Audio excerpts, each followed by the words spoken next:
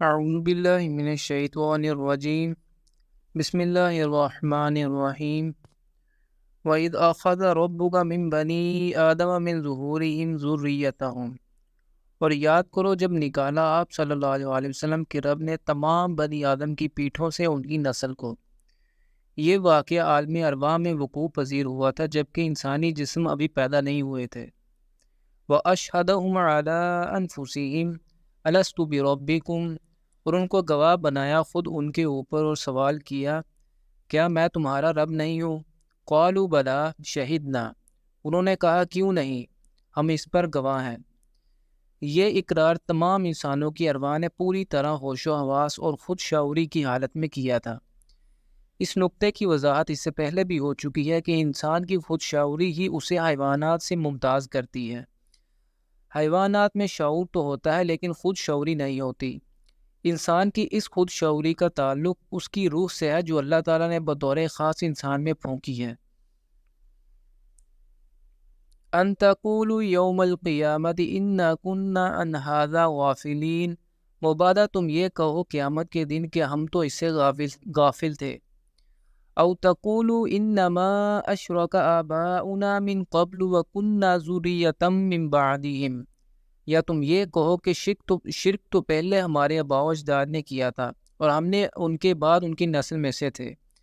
افتہلکنا بما فعل المبطلون، تو پروردگار کیا تو ہمیں ہلاک کرے گا ان باطل پسند لوگوں کے فعل کے بدلے میں؟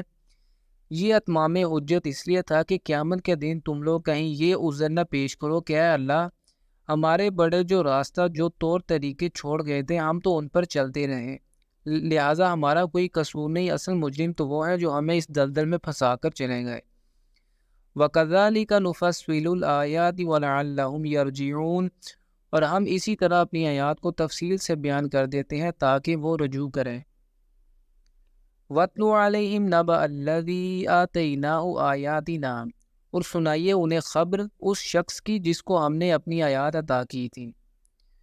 اس واقعے کی تفصیل ہمیں تورات میں بھی ملتی ہے جس کے مطابق یہ شخص بنی اسرائیل میں سے تھا۔ اس کا نام بلم بن باعورہ تھا اور یہ ایک بہت بڑا عابد، زاہد اور عالم تھا۔ فانسلخ منها فاتبعه الشیطان، تو وہ ان سے نکل بھاگا تو شیطان اس کے پیچھے لگ گیا۔ یہاں پر یہ نقطہ خصوصی طور پر لائق توجہ ہے کہ انسان خود غلطی کرتا ہے، شیطان اسے کسی برائی پر مجبور نہیں کر سکتا، کیونکہ اللہ تعالیٰ کے فیصلے کے مطابق شیطان کو کسی بندے پر کوئی اختیار حاصل نہیں۔ لیکن جب بندہ اللہ کی نافرمانی کی طرف لپکتا ہے اور برائی کر بیٹھتا ہے تو وہ شیطان کا آسان شکار بن جاتا ہے۔ شیطان ایسے شخص کے پیچھے لگ جاتا ہے اور اگر وہ توبہ کر کے رجوع نہ کرے تو اسے تدریجاً دور سے دور لے جاتا ہے، یہاں تک کہ اسے برائی کی آخری منزل تک پہنچا کر دم لیتا ہے۔ فَكَانَ مِنَ الْغَاوِينَ، تو وہ ہو گیا گمراہوں میں سے۔ وَلَوْ شِئْنَا لَرَفَعْنَاهُ بِهَا وَلَكِنَّهُ أَخْلَدَ إِلَى الْأَرْضِ، اور اگر ہم چاہتے تو ان آیات کے ذریعے سے اسے اور بلند کرتے مگر وہ تو زمین کی طرف ہی دستہ چلا گیا۔ یعنی اللہ تعالیٰ کی آیات اور جو بھی علم اس کو عطا ہوا تھا اس کے ذریعے سے اس کو بڑا بلند مقام مل سکتا تھا، مگر وہ تو زمین ہی کی طرف دستہ چلا گیا اپنی خواہشات کے پیچھے۔ وَاتَّبَعَ هَوَاهُ، اور اس نے پیروی کی اپنی خواہشات کی۔ فَمَثَلُهُ كَمَثَلِ الْكَلْبِ إِن تَحْمِلْ عَلَيْهِ يَلْهَثْ أَوْ تَتْرُكْهُ يَلْهَثْ، تو اس کی مثال کتے کی سی ہے، اگر تم اس کے اوپر بوجھ رکھو تب بھی ہانپے گا اور اگر چھوڑ بھی دو تب بھی ہانپتا رہے گا۔ یعنی اس شخص نے اللہ کی نعمتوں کی قدر کرنے کی بجائے خود کو کتے سے مشابہ کر لیا جو ہر وقت زبان نکالے ہانپتا رہتا ہے۔ ذَلِكَ مَثَلُ الْقَوْمِ الَّذِينَ كَذَّبُوا بِآيَاتِنَا، یہی مثال ہے اس قوم کی بھی جنہوں نے ہماری آیات کو جھٹلایا۔ فَقْصُصِ الْقَصَصَ لَعَلَّهُمْ يَتَفَكَّرُونَ، سوئے نبی صلی اللہ علیہ وآلہ وسلم آپ یہ واقعہ سنا دیجئے شاید کہ یہ تفکر کریں۔ سَاءَ مَثَلًا الْقَوْمُ الَّذِينَ كَذَّبُوا بِآيَاتِنَا وَأَنفُسَهُمْ كَانُوا يَظْلِمُونَ، کیا ہی بری مثال ہے اس قوم کی جنہوں نے ہماری آیات کو جھٹلایا اور وہ خود اپنی ہی جانوں پر ظلم ڈھاتے رہے۔ مَن يَهْدِ اللَّهُ فَهُوَ الْمُهْتَدِي وَمَن يُضْلِلْ فَأُولَٰئِكَ هُمُ الْخَاسِرُونَ، جسے اللہ ہدایت دیتا ہے وہی ہدایت یافتہ ہوتا ہے، اور جنہیں وہ گمراہ کر دے تو وہی لوگ تباہ ہونے والے ہیں۔ وَلَقَدْ ذَرَأْنَا لِجَهَنَّمَ كَثِيرًا مِنَ الْجِنِّ وَالْإِنسِ، اور ہم نے جہنم کے لیے پیدا کیے ہیں بہت سے جن اور انسان۔